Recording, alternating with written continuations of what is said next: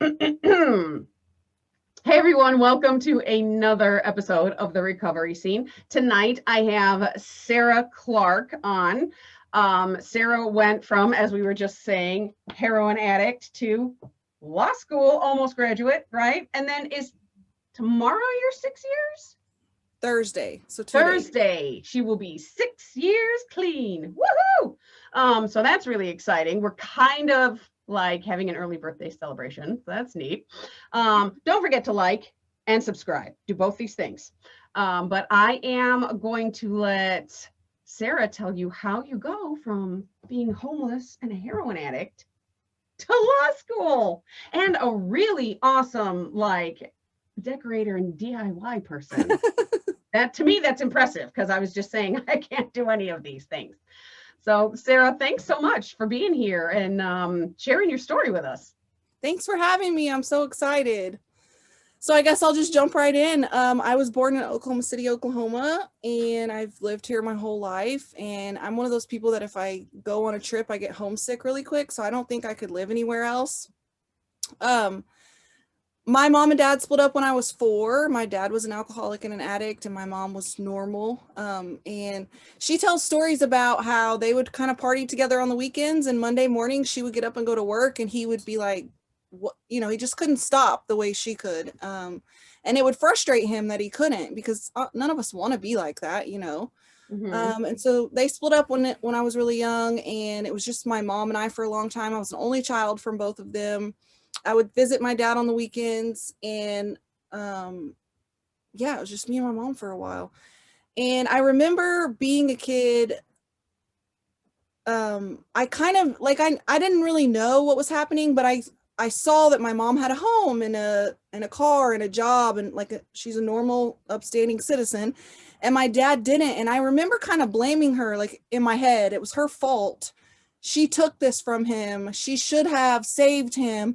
And I think that is kind of where my codependent relationship with him started. And from a very young age, I felt like the adult, and I needed to take care of him, and I needed to save him. And I did that all the way until he died when I was 18. And actually, I'm in therapy still, and my therapist still tells me, you're still trying to save your dad, Sarah. You can't. Mm. So that's a lifelong thing, I think. But anyways, I never knew this until I got sober, but now I know that I always felt different as a kid. I always, somewhere along the line, I bought into the idea that I wasn't a part of, I was apart from in everything I did. And I never could have vocalized that before I got sober, but now I know that that's true. And one of the first experiences I had, or that I remember, was in grade school. So like 3rd, 4th, 5th grade. I remember they used to take me out of my class and they would put me in like a smart kid class. It was like once a week, they would come pull you out of your teacher and put you in this class. And I remember being in there with these other smart kids. And I remember we'd do like science experiments and math problems. And I just remember feeling so inadequate. Like, I don't know if you guys messed up on the testing or what, but I am not supposed to be in here. And every year I would drop out. I'd say, It's funny because I would say it's very rare for somebody I interview not to say this is something that is the same for almost every addict across the board. I didn't feel like I fit or I belonged. I wasn't comfortable in my own skin. I wasn't comfortable being me. That is absolutely a theme in addiction, 100%. Yeah. And I remember when I first got sober, hearing about that in the rooms and thinking, oh my gosh, me too. Like I said, I never could have voiced that before, but I think all of us somewhere along the line, we buy into the idea that we're different, and that separates us from our fellows. And then we just continue to create that wedge. Yeah, it's almost like we not only do we feel like we don't fit in, we've decided no one else should think we fit in either. And we're going to make that happen. Yes. Yeah. Yes. And then we end up alone and miserable, and we can't figure out why. And we've created it, and we've believed that for so long. And yeah. So I had them pull me out of these classes. I just wanted to fit in. And everywhere I went, I was a chameleon, and I didn't know that either. But looking back, you know, I could hang out with the smart kids, I could hang out with the preppy kids, I could hang out with the kids who did drugs, I could hang out with the sports kids, and I'll pretend to be whatever you want me to Right. be. So I can just, Exactly. That's also a common theme. yes. Because we don't have an identity almost. Mm-hmm. Absolutely. So, yeah, and then the next big experience in my mind that I can think of was in high school. My best friend, she lived across the street from me when we were like 3 or 4. And then she moved away to the small town in Oklahoma, and she moved back our freshman year, and she talked me into trying out for the cheerleading squad. And we tried out in 9th grade, and we made varsity for 10th grade. And it was like a big deal. And we were so excited. Only a few girls made varsity. And I'm already young for my grade. My birthday's in September. So everybody's already older than me. And then most of the girls on this team were older than me because they're juniors and seniors. And, you know, they're all driving and they're tan and they're beautiful and the guys like them. And I'm like pasty white, red hair, glasses, braces, you know, just like a dweeb. I'm just a dweeb, and I knew it. And yeah, so I am on this. I think the cheerleading squad kind of helped me stay on the straight and narrow for a little longer. Not that I ever remember anybody getting drug tested, but it was always like a thing. They could drug test you if you're in sports. And then one night I smoked weed with a girlfriend before the game, and like someone found out, and the principal ended up coming and searching our bags, and we didn't have anything, but it like gave the cheerleading squad a bad look. And so when I went to try out my junior year, I didn't make it, which was like such a crushing thing. And actually, when I tell the story, I usually say I got kicked off, because it almost sounds better than saying I didn't make it, because it just makes you feel like so inadequate, you know. And it just pushed me towards the group of friends that were already drinking and already smoking. And I had said no. I was actually a kind of goody kid for a long time, and the people around me were drinking and smoking, and I was saying no, no, no, no. You know, I said no right up to the moment I didn't. And the first night I drank, I remember I had a friend who he had a shed in his backyard, and there was like an alley. We would go out the front door to the alley and into this shed, and there was like couches in it, and his older sister would buy alcohol. And like I said, I'd always say no, no, no. And for some reason this night I said yes. And I don't remember any like, you know, fireworks or anything crazy. I just remember for the first time it was like I could breathe. And I didn't care about being smart enough or pretty enough or cool enough. I could just be myself, and nothing else really mattered. And so that was the beginning. And I don't think it was after that that I like set out to drink all the time. I just kind of started to happen. I just started to say yes to the things I had been saying no to. And the first thing that really took me down was Xanax. I started taking a lot of Xanax in high school, and it just made me forgetful and lazy and just kind of blah.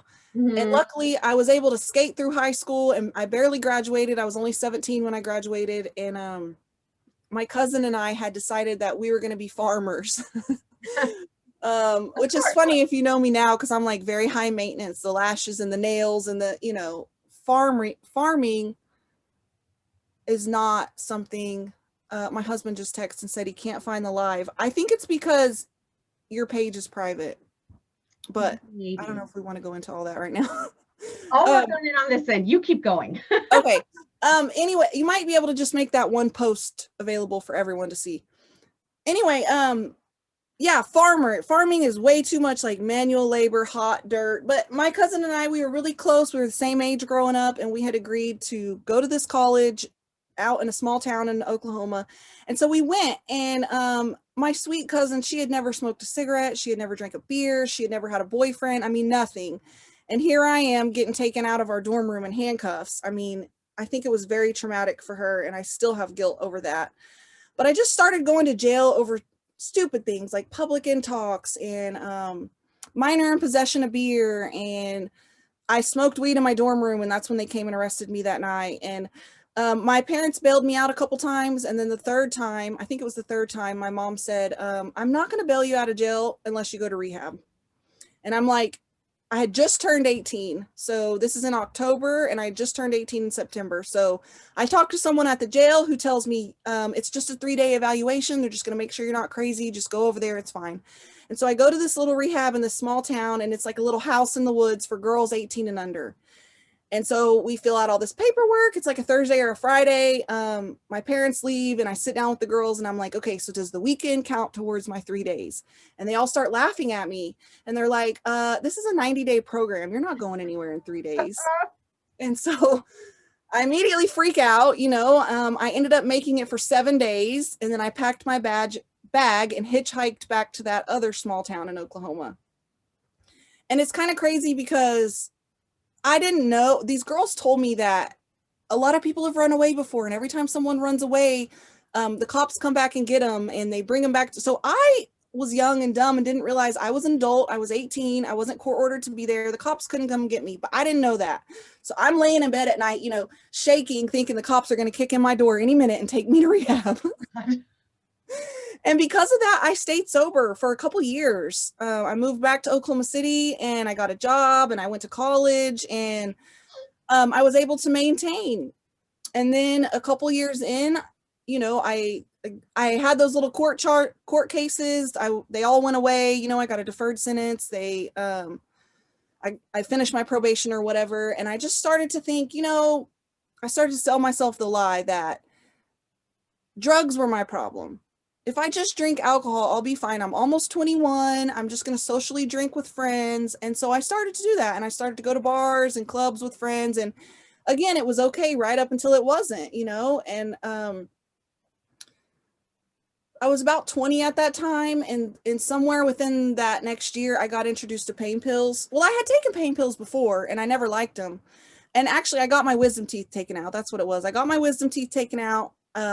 I took those pain pills and they just were different this time. And I don't know why, but I just remember thinking, I like the way those feel. And they were like very low dose, pain pills. And I just started taking a couple here and a couple there. And I remember a few months later, just being very like on edge and argumentative. And my best friend, the same one who got me to try out for the cheerleading team, she had been addicted to opiates. Since she was like 17 or 18. Mm-hmm. And she told me, Sarah, that's the beginning stages of withdrawals. And I didn't believe her. I was like, no, it's not. I'm not, I had seen her feel like she was dying. And I was thinking, right. I don't feel like that. And now I think she was right. It was just the beginning stages of being irritable, discontent, restless. And one thing led to another until, the dosage got higher and the milligrams got higher. And, it was probably like 2 years that I took pain pills, and from the outside looking in, everything looked okay. Like I still had a home and I had a vehicle, and I was robbing Peter to pay Paul, and my bills were getting cut off, and I had to, lie and cheat and sell things and stuff like that. But it wasn't like you could just look at me and see, oh, something is really wrong with her. Right. You looked functional. Yes. Which is even more dangerous than just looking like you need help. Yeah. People are like, oh, she's fine. Yeah, right. And my stepdad, he's sober, and so he knew pretty early on. But my mom, it had just been her and I for so long, and I really had been an honest kid. And she was codependent and naive, and she just believed me. Everything's fine. She just doesn't know how to manage money, or she just, she's a little dramatic, or she overreacts. And my stepdad told her for years, Jimmy, my mom's name is Jimmy, she's getting high. My mom was like, no, she's not. She's fine, And then the time came where I couldn't find pain pills one day. And I had been calling around all day. And at this point, I was having like real withdrawals, the cold sweats and the shakes and all that. And I called this guy who I'd known for years since we were kids. And he said, I can't find pain pills, but I can get heroin. And I hung up on him. I said, what do you think I am, a junkie? I would never. Right. My God. And then a few hours later, not months, a few hours later, when I still couldn't find any pain pills, I called him back and I sold myself another lie that I'm just going to do it this one time. And I'm sure tomorrow I'll be able to find some pills and it'll be fine. Well, once I tried it that one time, there's just no going back. It was so much stronger. It was so much cheaper. It was just, everything they say in movies and documentaries and books, it's like that first time is just so wow that you chase that forever. And that's right. Exactly what happened. And within 6 months, my life was in shambles. I lost my home. I lost my job. I lost my vehicle. At this point, you could look at me and see something is really wrong with her. I was wearing hoodies and long sleeves in the summertime here in Oklahoma. It's like 100 degrees, I was just telling people, oh, I'm just chilly. Like, it's Right, not. you're sweating. Yeah. It's And so amazing for how the, slick we think we are. I mean, it yeah, really is. it's so ridiculous. And I thought people believed it. That's the even more delusional part, is that I really thought people believed what I was selling. Right? Um, so for about the next 3 years, it was just a miserable cycle of, um, it would get really, really bad. And I would call my mom and tell her I want to go to rehab. And she would come get me and buy me new socks and underwear. And she'd find me a rehab and she'd take me there and she'd drop me off. And I would start to feel better a few days in, and I would sell myself that lie of, remember that time when you were 18 and you went to rehab and you left after 7 days and everything was fine. You can do this. You don't need Hmm. all this extra stuff. You don't need rehab. You don't need sober living. You don't need all this foo-foo stuff. You can do it. And I meant it. Every time I meant to stay sober. And if you would have hooked me up to a lie detector, I would have passed every time. I'm going to stay sober.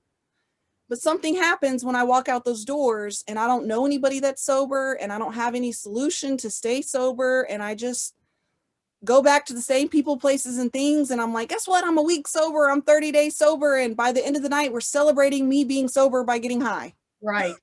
Right. Yeah. It's craziness. Yeah. And so, I mean, it's all kind of a blur just because in that 3 year period, I totaled 3 cars. I spent a couple months in the hospital one time for shooting bad dope. I got a flesh eating bacteria. I almost lost my leg. They had to rush me into surgery. I mean, it was a huge thing. Um, I went to jail a few more times. Um, I don't know. I would like kind of get it together a little bit and then I would just lose it. I would find a house to rent and then I would tear it up. And then I mean, it was miserable. And even that time I went to the hospital, I always think about that because my doctor, his son was a heroin addict. And so he kind of knew how it worked and he knew what tolerance was. And he was giving me more pain meds to make sure that I wasn't really feeling the pain. And really, I tell people being in the hospital was a drug addict's dream because you're laid up in a bed all day with cable TV, 3 meals a day. They're bringing you drugs every few hours. Your family feels sorry for you. Nobody's mad at you. I would have stayed there forever if they would have let me. Right. But they didn't. They finally kicked me out. And my mom hadn't been, she did a lot of her own work on her codependency. And she started to put her foot down. And she hadn't been letting me stay with her. But because I was in the hospital, she let me come home with her that night. And I did not even make it through the night. I remember I could barely walk. I had just had the surgery on my leg. It was like a huge thing. And I snuck out of her house in the middle of the night just so I could go and keep getting high. And that is like just crazy to me how powerful addiction is because you Yeah. just almost died. You spent months in the hospital. The chaplain would come in and talk to me. It was this whole thing. Like I meant to stay sober. And within like 6 hours, I was running and gunning again. Hmm. Yeah, Yeah, I don't know. It's just, when people talk about the insanity of addiction, yes. that's what they're talking about. Normies look at that and go, what is wrong with you people? Yes. We're addicted. That's Yes. addiction. It like takes over. And, in literature, it'll say in the end, we're using against our will.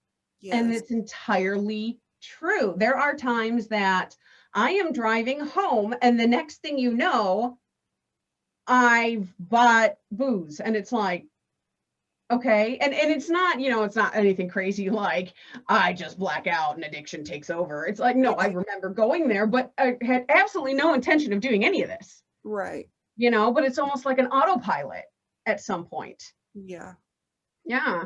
That's exactly it. And, a lot of normal people, I mean, in early sobriety, I got into a lot of Facebook arguments about, is addiction a disease or is it not? And do we have a choice? And I don't get into that anymore because it's not good for my mental health. But one of the common arguments is that, like, you can't compare it to cancer because people don't choose to continue on with cancer. But somewhere along the line, we lose the power of choice. We Mhm. don't get to just say, today I'm not going to do this. I walk out of rehab. I've been sober for, a week or 2 weeks or 30 days. And something in my brain tells me it's a good idea to do this one more time. This Yeah. time it's going to be different. This time nobody's going to find out. This time I'm just going to take pills. This time I'm not going to use a needle. This time I'm whatever the lie is. Right. Right. And I believe it. And that's the sick part. I believe it over and over and over. I believe it. Yeah, because nobody wants to be that person. Nobody wants to be an addict.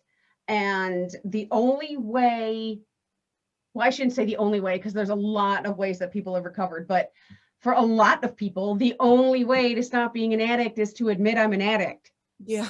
And that's awful. No, you know, so yeah, it's kind of a double-edged sword. Yeah. Yeah, and I think that was really hard for me and probably a lot of people because I got sober when I was 25.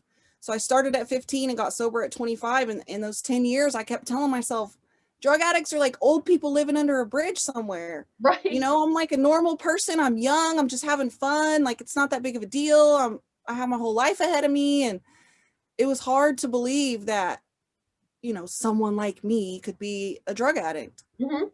But in the end, it doesn't discriminate. It doesn't matter where you come from or what you look like or how smart you are or how young you are. None of that matters. Right.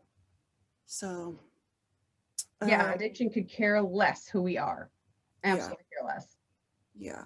So after we're out of the hospital and we're already sneaking out to get high, what happens from there? Like I said, those last few years were just a whirlwind, and I'm so grateful because in the end it became the perfect storm for me to get sober. My mom wouldn't answer the phone, you know, there for years. Every time I said I want to go to rehab, she would, you know, get everything ready for me and go. And this time I text her and said, Mom, I want to go to rehab. And she texted me back and said, that's great. Call me when you get there. And it was kind of like, I'm not picking you up. I'm not getting you underwear. I'm not doing any of that this time. I had new charges. And so my probation officer wanted me to come and see him. Well, I couldn't go see him because I couldn't pass the drug test. And so he was calling everybody I knew saying, I'm going to send her to prison. I'm going to send her to prison. I was dating a guy at the time that he was very controlling and he didn't want me to get high. And so then I would leave to get high and it would turn into a big brawl. And so I had been gone for a few weeks and I knew if I went back there, it was not going to be a good situation. And so it was just the perfect storm. I started calling around, finding rehabs, and I had one criteria: will you let me smoke cigarettes? And I found one about 3 hours away in Texas that would let me smoke cigarettes. And so I decided to go. And so I drove myself down there in the middle of the night one night. And I remember on the way there, I made myself a promise because this was my 8th trip to rehab and all 7 times I had left early. And so I told myself, this time, all you got to do is complete rehab. And I thought, you know, you're not going to stay sober. I had already been to meetings and therapy and all these things they had suggested. And to me, none of those things worked. And so I told myself, you just got to complete rehab. That way, when you end up in prison, people will think at least you tried, you know, your family, and they'll put money on your books or whatever. And so that's how it started for me. I'm just going to go down here and I'm going to complete treatment at least. And so I did. I went down there and I didn't know this at the time, but looking back, I started just one little truth, telling the truth at a time, you know? And I remember there was one point I had been there a couple weeks, and this rehab, it actually, if you were over 25, they let you have your cell phone and they let you have your car and you could leave for a couple hours a day and all these things. Well, I was 25, not over 25. So they wouldn't let me do that, but I could still use I had my phone in there. I wasn't supposed to, but, so I guess I wasn't that truthful, but, there was a girl I knew who lived in the Dallas area, and I really wanted to call her and have her bring me something. And instead of calling her, I went and told my therapist, this is what I'm thinking. Please don't let me call this girl. Please don't let her visit me. And that was like the first time that I remember like telling the truth and getting honest. And then I had called someone that I had met through different detoxes and things like that before I went down there. And I had asked him for the phone number of a lady who could mentor me or sponsor me. And he had given me that. And so while I was there, they started having me work the 12 steps. And I thought, being in rehab, that the faster you work your steps, the faster you get to go home. So I was holed up in my room, you know, 23 hours a day, just writing and doing all this. I learned later that it doesn't matter how fast you work your steps, you're still going to stay there. So when I got out of rehab on a Friday, and I went and met with this lady who was going to be my sponsor on a Saturday. And I read her all these things, everybody I'd ever hurt, everything I was ashamed of, all the people I was mad at. you know, and I'm sitting there after like 2 hours reading stuff and I'm crying and I'm a mess. And I'll never forget that she looked at me and she said, Sarah, you don't ever have to be that girl again if you don't want to. Mm-hmm. That's And right.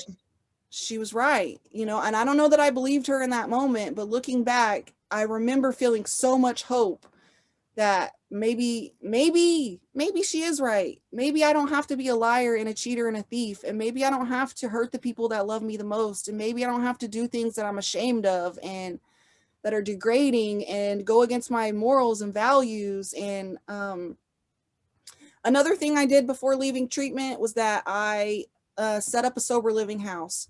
So I called this girl and I did a phone interview. And so when I left rehab, I called the sober house, my mom, and my sponsor. And I told all three of them, okay, my GPS says it's going to take me this many hours and this many minutes to get there. So if I'm not there by this time, you guys start calling me. And that was just another little way that I held myself accountable for the first time ever. And so I go to the sober house and this other girl is there and she's my age and we end up becoming really close. And there was another lady there for like a week or two. She moved out. And so we kind of like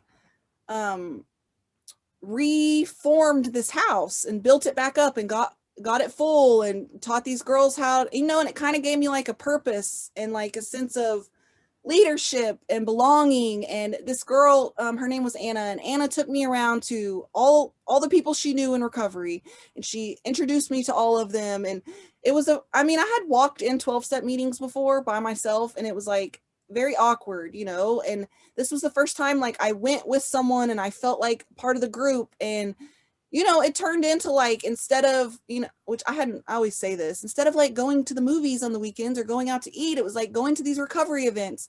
Not that I had been going to the movies, because I hadn't done that, and I hadn't done anything besides get high and get drugs and find money and get high and get drugs and find money. I hadn't done anything besides that, but it just became a way of life, you know. And for the first time in so long, people were calling me and they wanted to see and they wanted to hang out, or they wanted to go out to eat, or they wanted to do things. And for years it had been people, when they saw me come in, they looked the other way because they knew I was a liar and a cheater and a thief, and they knew they needed to hide their stuff, and they knew I was only there to get something. And it was just such a breath of fresh air to feel like just like a normal person, kind of, you know, like proud of myself. Right. It's almost like, you know, we used to be that person, but we totally forgot what it was like. Yes. And when we get to be that person again, it's like, you know, and I say this all the time, but I always preface it with, I am not saying that you should go and become addicted to something so you can experience this feeling. But it really is only something that somebody who's been given a second shot at life understands. Yes. You know, because and it's like, well, you can't compare that to near-death experience. Well, sort of. Because I mean, it might not have been like a plane crash where it's instant, but we were slowly killing ourselves. And some of us, by the way, that I have interviewed actually died twice. So I mean, you know, for some of us, yeah, it kind of was near-death experience. So it really is that kind of a feeling like, oh my gosh, I have a second chance. What am I going to do with it? You know, and a lot of us do some really cool stuff with it. Yeah. Yeah. Absolutely.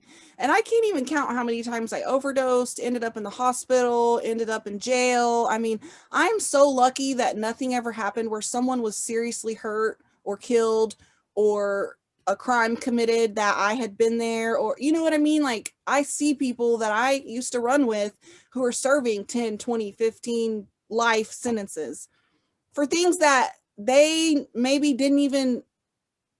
I mean, one girl that we weren't real close, but her boyfriend shot someone and she's serving a life sentence. She didn't even pull the trigger, but she was there. You know, like, I'm so grateful that that was not me. Right. It could have been. Right. So we've done rehab. And then where did we go? We go to sober living. I was there for about 6 months. I got a job.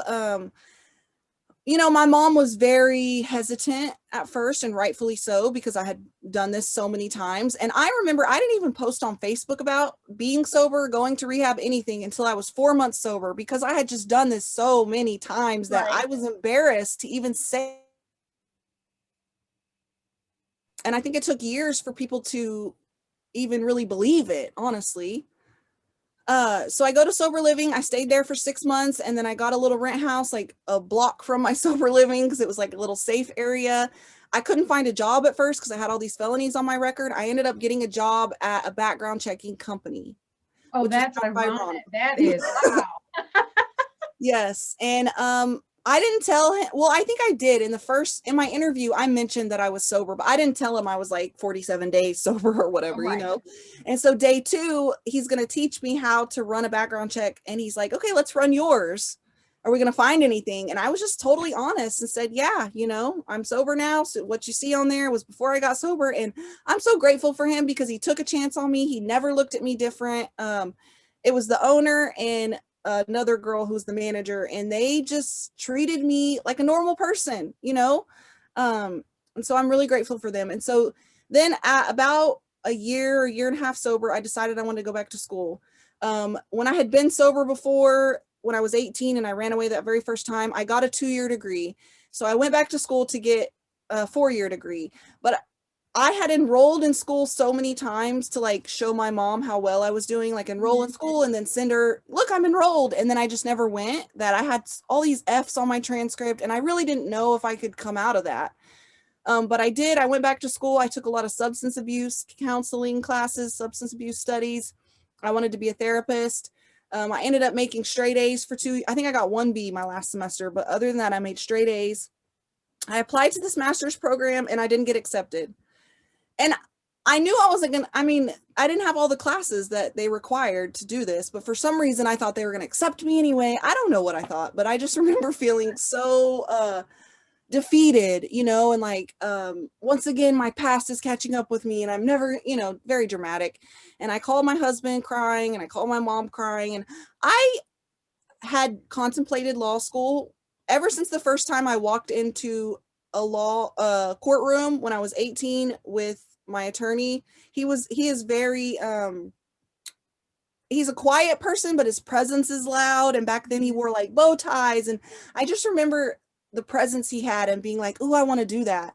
And so I kind of contemplated it off and on. So then when I didn't get accepted to this master's program, I called my husband and my mom. I said, what would you guys think if I went to law school? And they said, I think it's a great idea. Do it.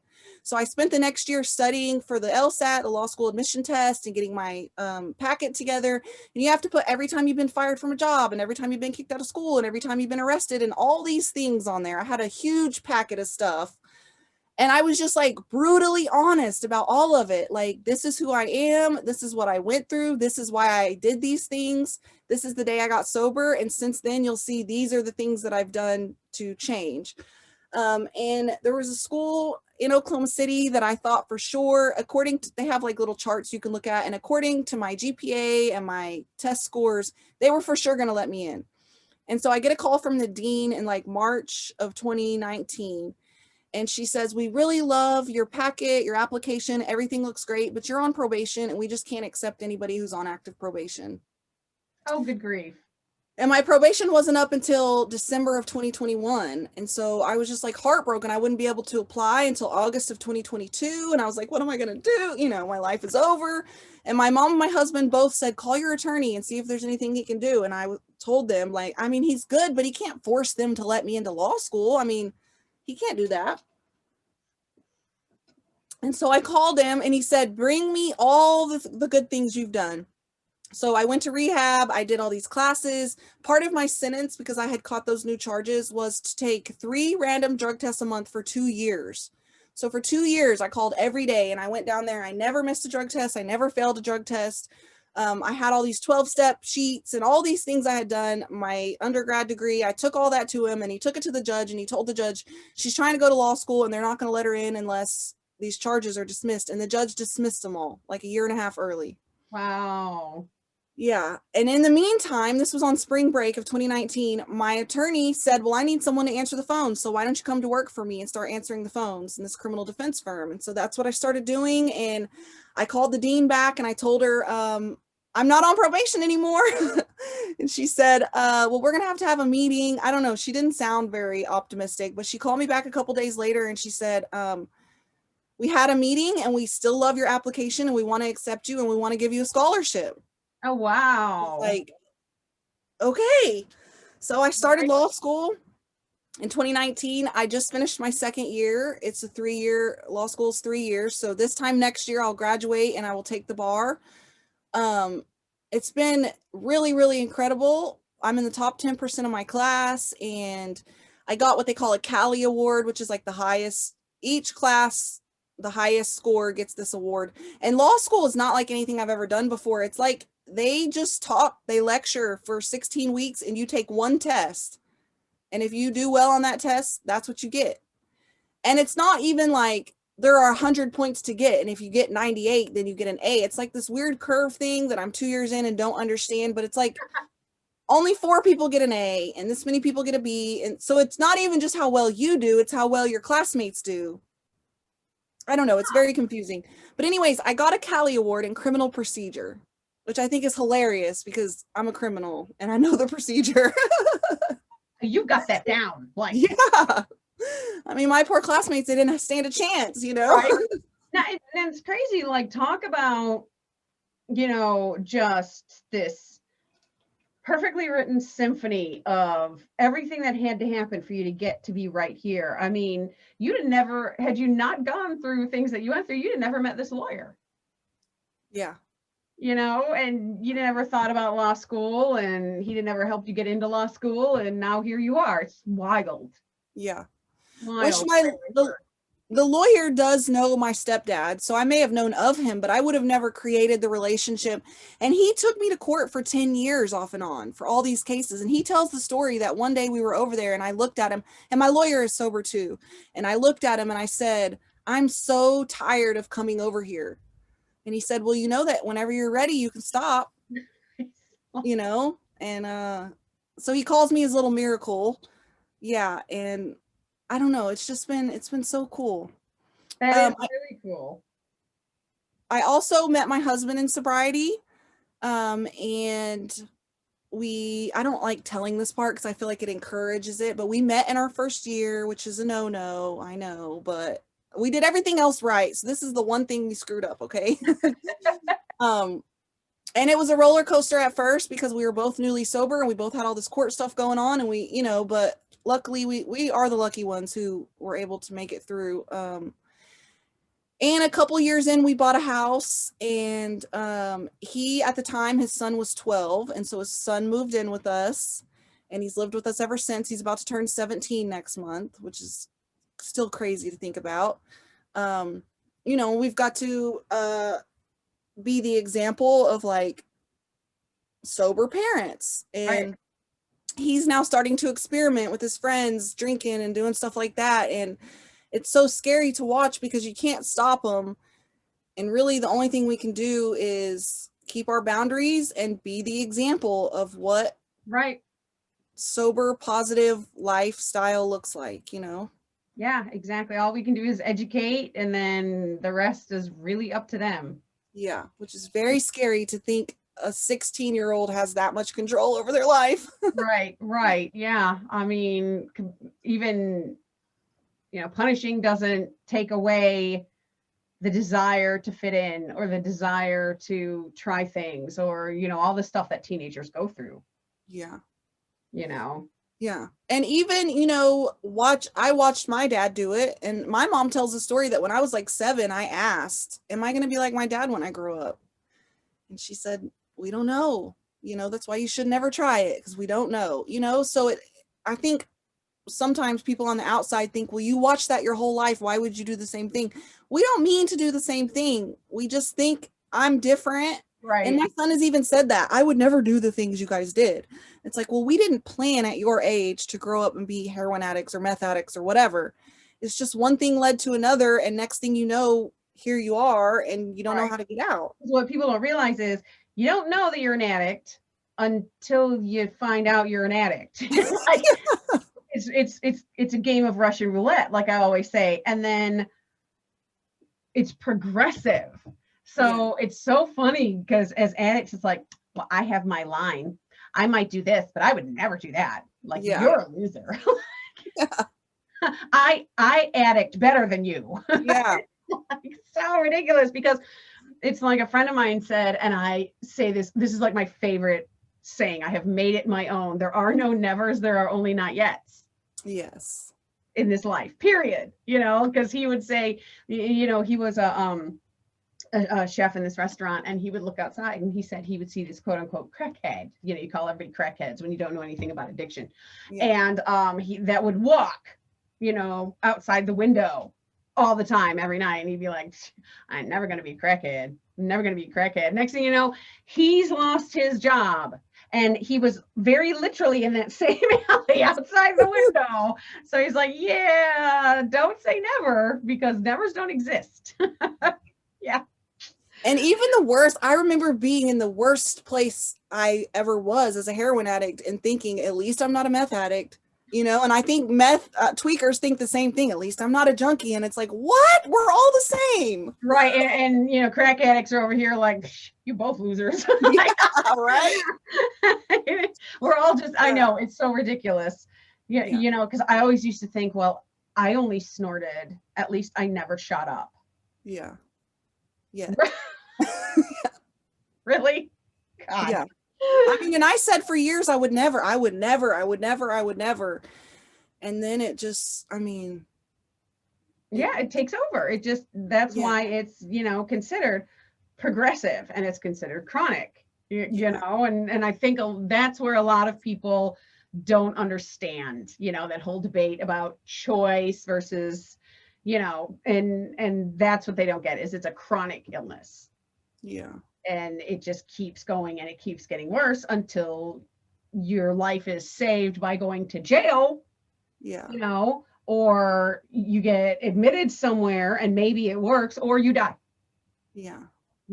Absolutely. So Thursday, you celebrate 6 years. Yeah. That's awesome. That's got to feel really good. It does. And it's kind of crazy because this last year has been probably the hardest, and COVID is a huge part of it, but also I always knew my husband had a daughter, but he kind of really wasn't in her life, or he would just see her on holidays. And I remembered I've been telling him for years, and to the point where my therapist told me, you're only allowed to bring this up once every 6 months, and you're only allowed to say, in my opinion, I think you should blank. Other than that, you can't nag him. It's not your deal, whatever. So I was telling him, her mom is an addict. We don't know what's going on with her, and she needs us. You need to reach out. She needs us. We're in the position that we have a home, and we could take care of her, and whatever. And he did. He reached out, but he didn't really get anywhere, And so in March of 2020, DHS called, which is like the state. I don't know if it's the same everywhere. Sometimes it's CPS, DHS, whatever. Right. And they said she was not in a safe place, and so we went and had a safety meeting, and they came and looked at our house, and a week later she moved in. And the pandemic hit, and all the schools, her school got shut down, my school got shut down. My husband got COVID for a while over the summer. And so it was just like a huge, yeah. And then sometime in 2020, my husband relapsed after 5 years sober. So he would have celebrated 6 years in January. Which at first it was like, oh, he's just smoking a little weed. And I think we both believed, oh, he can just stop. He knows what to do. And then it got to the point where we realized he couldn't. And so he went to rehab. And so now I'm a single mom in a pandemic with these 2 kids. And it was just a wild year. But looking back, my husband and I had kind of been not separated like physically, but like emotionally, mentally, just grown apart, and just we're kind of getting on each other's nerves. And it's like you were saying earlier about, I don't want you to become an addict to experience this, but sometimes the worst things bring you to the best places. And I thought when he left for rehab, I really, in my mind, was saying, I'm going to support him through this. I'm going to make sure he gets on his feet, and then we're done. This is over. We've just grown so far apart. There's no way we can ever come back to common ground. And I went back to therapy. I hadn't been in a while because of law school, and he went to therapy, and I just started praying, God, if this is where you want me, show me that. And I can't even really put it into words what happened, but the shift has been so incredible that there's no explanation for it besides God. God came in and restored our marriage to something better than it's ever been. And this little girl, before she lived with us, she lived in a camper. She never had her own bedroom. She's never been to the zoo. She's never really done anything. She didn't know who was going to pick her up or who was going to drop her off or what she was going to eat. And so, you know, all these years I had been telling him, she needs us, she needs us. And now I know that I needed her. We needed her. And, you know, my son too, I love him to death, but he was 12 when he moved in. He was a boy, you know, she was 7 when she got here, a little girl who was just craving attention and, you know, a motherly figure. And it's just so insane to think about 6 years ago, I would not even spend money on dog food. I would feed my dog old bread and stuff because I was not going to waste $3 that I needed for my drugs. I wouldn't buy toilet paper. I would just get napkins from 7-Eleven because I was not going to waste the money. To now, the state of Oklahoma is allowing me to have these 2 babies and raise them and love them. And, you know, I have a husband who has never cheated on me and never hit me, which to most people is like that's the minimum, you know? And to me, it's like, oh, I've never had that my whole life, you know? I don't know. I could go on and on and on about the good things, but it's just been, you know, if I wouldn't have like sat down and listened to the people who came before me, I would have missed it all. You know, I would have missed and I know I get on people's nerves because I'm like a positive Patty and I look at everything from the bright side, and I'm like, not all the time, obviously I have my days, but most days I'm like very, very grateful. And I just don't think when you come from where I came from, it's hard to not be grateful that I have toilet paper, you know, much less that I have a family and I'm in law school and I have these beautiful children and my mom trusts me and I can go over there whenever I want, whether I call first or not. And, you know, I mean, it's just, I'm so grateful. Yeah, it's indescribable to, yes. Yeah, it's just indescribable, that feeling. Absolutely. Well, this has been awesome, Sarah. Yes. Thank you so much. Tell people where they can find you, by the way, on social medias. Okay, I have Instagram, TikTok, and Facebook. You can find me at SarahBoo72. There's no H on Sarah, so just SarahBoo, the number 7 and 2. And then Facebook, I think I'm tagged here, but it's just my personal page is Sarah Clark. That's all. Excellent. And that's the same on TikTok, SarahBoo72? Yes. All right. Great. And I have a Facebook business page, Instagram, TikTok, yes. But thank you so much for having me and for this opportunity. I'm so grateful and I appreciate it. You're so welcome. And we're definitely going to, you know, have you back on at some point and see where things are with law school and studying for the bar and all that other stuff. That is so cool. From heroin addict to law school. And soon it'll be from heroin addict to lawyer. That'll be really, really cool. Yeah. You know? So anyway, and thank you guys for watching, whether you're on the live or you're watching the episode. Again, don't forget to like and subscribe. That is going to do it for us for another episode of The Recovery Scene. And remember, addiction isn't pretty, but recovery is beautiful. And we will see you next